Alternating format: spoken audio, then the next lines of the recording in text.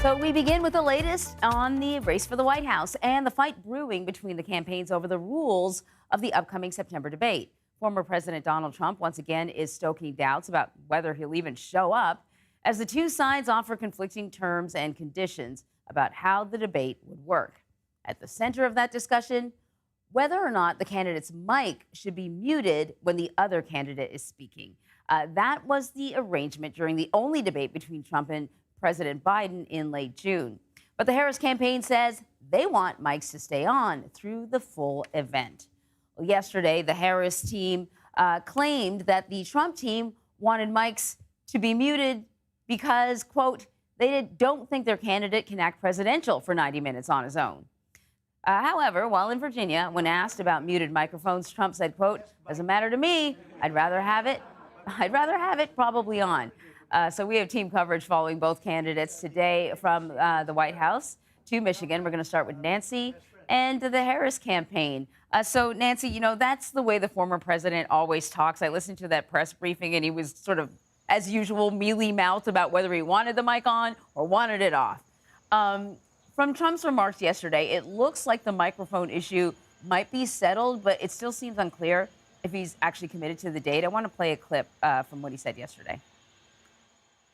I think ABC really should be shut out. I'd much rather do it on NBC.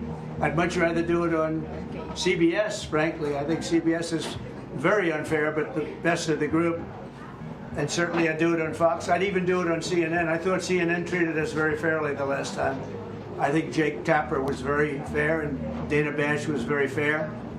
But when I watched this interview of Tom Cotton, fortunately he's a total pro, he knows what he's doing.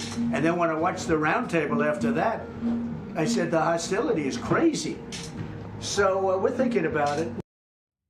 So, Nancy, are we getting any indication as to how the Harris campaign will play this if Donald Trump decides he doesn't want to be involved in a debate? I mean, will Harris show up?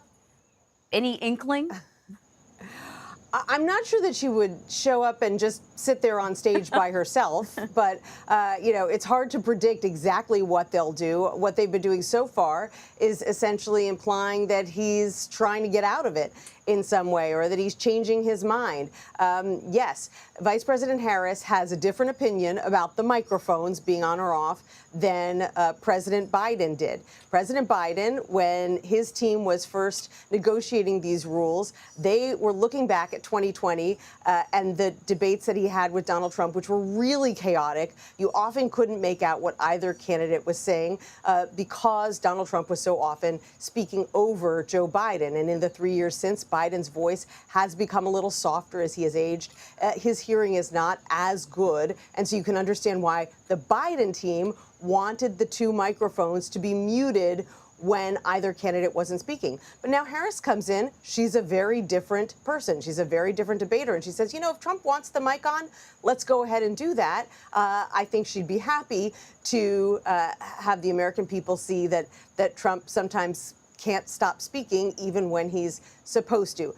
Yes, I know on the campaign trail yesterday, Trump said he'd be happy to have them on, but until this is actually negotiated with the network that is holding that debate, I think, you know, it's all an open question, especially now that Trump is suggesting that he may not be there at all. Who knows, Anne Marie? Who knows? To be determined. Nancy, thank you very much.